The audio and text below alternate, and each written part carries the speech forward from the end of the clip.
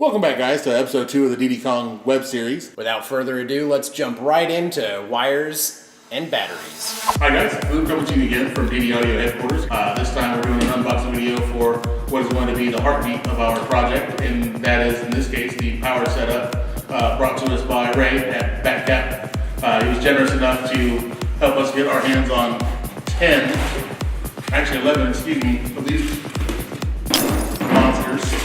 We got our Batcap 4000 here, which will be, again, the heart of the system, and our GMC Yukon here. Contacted Ray in order to work out what would be our best power solution in order to feed this animal when it does get up and running, and he was able to direct us to these particular units.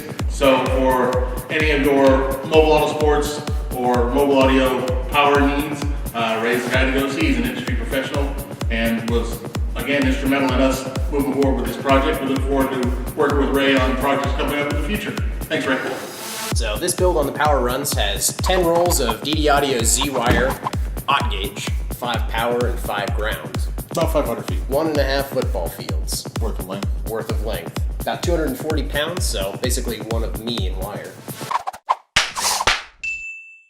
We've got it strung underneath. We've got it strewn throughout the inside. Literally, there's not a lot of nooks and crannies without wire crammed in them. The actual power wire run runs down the passenger side. We've actually constructed a series of gussets done by our welder friend, Mason.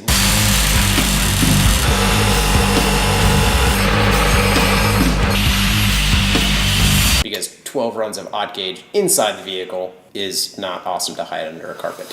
In order to get all the wires through the rear of the vehicle, we ended up having to cut holes in the floor. Problem being, you don't want a whole bunch of big giant OT gauge wire and have it touching metal or potentially wearing through the jacket on the OT gauge.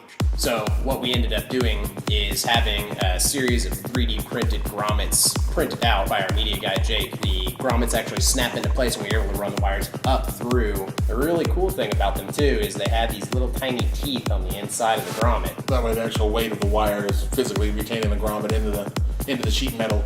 By the time we got the enclosure inside the vehicle, we only ended up with about 15 inches of depth. The space in the back was super premium. Didn't have a whole lot of room for extra. Rather than running, several dozen individual power wires for all of the mid and high amplifiers, we just ran a pair of positive and grounds directly from the battery bank up to the 4 channels, split them there, and doled out power individually. For the battery rack, we turned again to our friend Mason. Had him fabricate up a rack system that allowed us to mount all the batteries vertically. We needed to have them take up as little space as possible. With them being sealed AGMs, we were lucky enough to be able to mount them in any orientation we needed to fit the space available, and so a vertical amp rack suited that need. Each one of those wires going through the vehicle had to get terminated. Probably 100 to 150 different termination ends that had to be done. Watch, I'm about to crimp the shit out that wire.